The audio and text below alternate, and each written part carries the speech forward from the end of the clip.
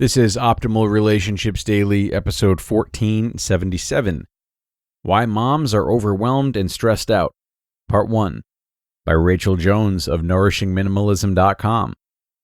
Hello, everybody, and welcome back to ORD for another parenting post. I'm your host, Greg Audino, excited to be with you on a Thursday, which for those who are new here is the day that we share parenting posts specifically, as we do on Friday as well. This time we're going to share a two-parter, a longer post stretched across both episodes. So let's get right to it as we check in with the work of Rachel Jones and optimize your life. Why Moms Are Overwhelmed and Stressed Out, Part 1, by Rachel Jones of nourishingminimalism.com. Being a mother these days is stressful, but that's not your fault. Most mothers today feel like an out-of-control juggler that has so many objects up in the air that if there's even one misstep, everything is going to fall apart around them. We all go into motherhood with good intentions, dreams of snuggles, games, and laughs. It's only after we're well into the journey that we realize that there needed to be a system in place for handling the busy schedule and the insane amount of toys and equipment everyone blessed us with. As a mother of 6, I spent the first 12 years as a mother living in fear of people dropping by, and too embarrassed to let the kids invite their friends over to our house. I was angry with myself. I was depressed and constantly berated myself with thoughts of, I'm such a messy person. Why can't I do anything right? Why am I such a slob? Moms are often overwhelmed and stressed out, but they don't have to be. Most moms don't believe that they have enough time or energy to enjoy their family and have a pleasant home.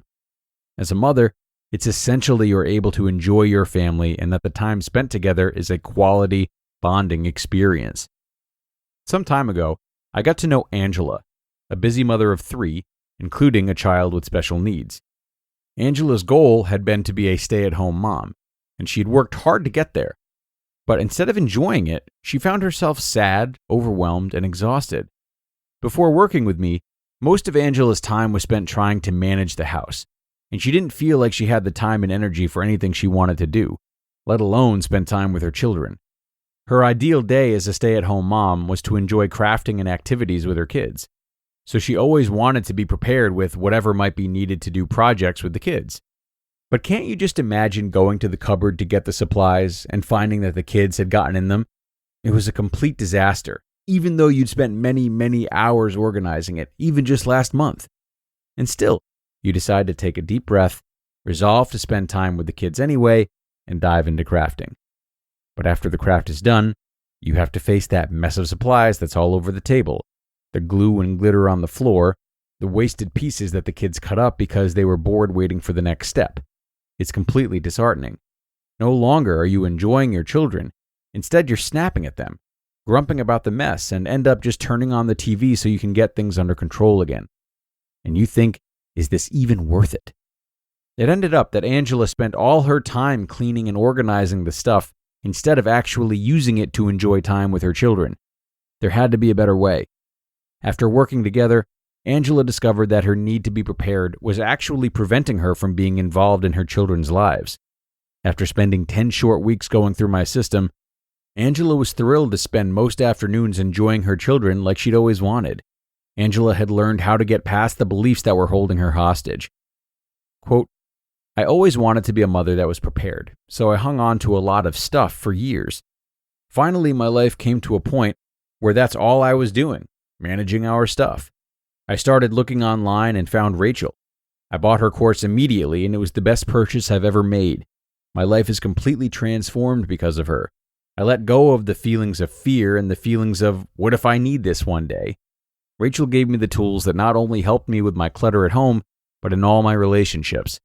It's hard to put into words how much lighter and freer I feel. I even lost weight in the process, which I didn't expect. Getting rid of my clutter didn't stop at home. I've let go of emotional clutter as well, freed up my schedule, and every relationship in my life is better. I will forever be grateful to Rachel Jones and the course that she designed. End quote. So often, it's the little things we say in our mind that prevent us from living the life we really want.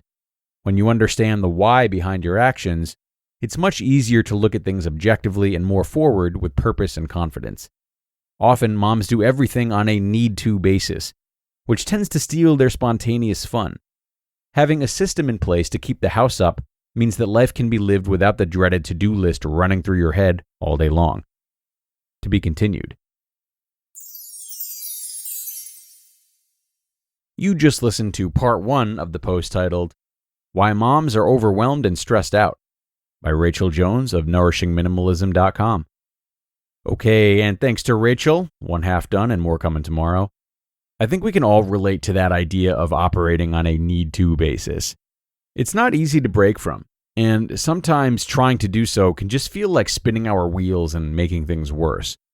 But what we often forget to tell ourselves when we're in this mentality is the fact that it's more than likely just a phase. We're often in this state of workmanship because we're actually investing for a period of more freedom later on. But when we lose sight of that, it's easy to feel like it's endless, It's also easy to start taking shortcuts so we can have more freedom now, when in reality, we're just perpetuating our struggle by not giving way to the idea of full investment. Now, of course, we want to make some time for leisure, but doing so needs to be done alongside a sense of commitment towards the work in front of us, as opposed to trying to escape it. So, how can you be precise about the time you allow yourself and simultaneously take pride and stay energized in the ground that you're laying for the future? Something to think about as we wrap up, folks. And of course, more ideas coming to you tomorrow when we finish this post up. So sleep on it and be sure to come on back for the continuation of this article. Have a great rest of your day, and I'll see you then, where your optimal life awaits.